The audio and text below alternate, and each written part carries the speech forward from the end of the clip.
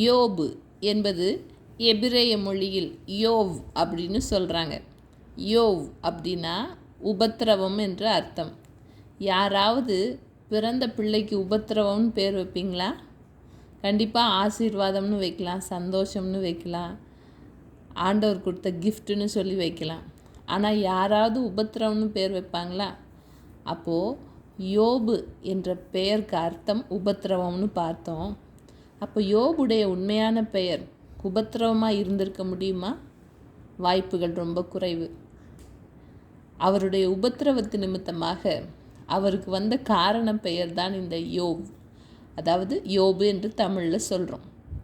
சரி, யோபு ஒரு கட்டுக்கதையா அப்படின்னு பார்த்தா அது கட்டுக்கதை அல்லங்க. ஏன்னா வேதத்தில் யோபுவை பற்றின விஷயங்கள் எசேக்கியேல் 14:14, யாக்கோபு 5:19, 1 கொரிந்தியர் 3:19 இதில் யோபுவை பற்றின விஷயங்கள் வருகிறது.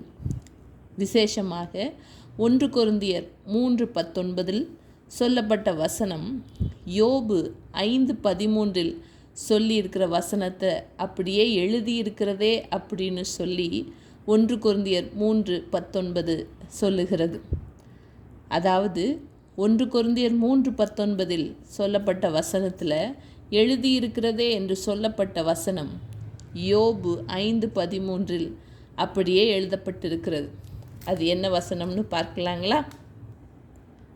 அவர் ஞானிகளை அவர்களுடைய தந்திரத்திலே பிடிக்கிறார், திரியாவரக்காரரின் ஆலோசனைகளை கவிழ்க்கப்படும் அப்படின்னு சொல்லி வசனம் இருக்கிறது. நாம் இதை போயிட்டு அப்படியே 1 கொரிந்தியர் 3:19 பார்த்தா இந்த வசனத்தை தான் ஆண்டவர் எழுதியிருக்கிறதே என்று பவுல் அப்போஸ்தலன் மூலமாக சொல்லியிருக்கிறார். அப்படி பார்த்தா யோபு என்பது ஒரு கட்டுக்கதை அல்ல. இன்னமும் ஆதாரங்கள் சொல்ல வேண்டுமென்றால் ரோமர் 11:35, யோபு 41:11 இந்த 2 வசனங்களும் ஒரே வசனங்களாகத்தான் அமைந்திருக்கிறது. அப்படி என்றால் யோபு என்பது ஒரு கட்டுக்கதை அல்ல என்பதை நாம் தெளிவாக இப்பொழுது புரிந்து கொள்ளலாம். அப்படி என்றால் யோபு என்பது ஆண்டவருடைய வார்த்தை, வேத வாக்கியங்கள் எல்லாம் தேவன் ஆவியால் அருளப்பட்டிருக்கிறது என்று வசனம் சொல்லுகிறது. அப்படி என்றால் யோபு புஸ்தகமும் தேவ ஆவியால் அருளப்பட்டு எழுதப்பட்ட புஸ்தகம் என்பதை அறிந்து கொள்ளலாம். அடுத்து யோபுவை பற்றின இன்னும் பல ரகசியங்களை நாம் கற்றுக்கொள்ளலாம்.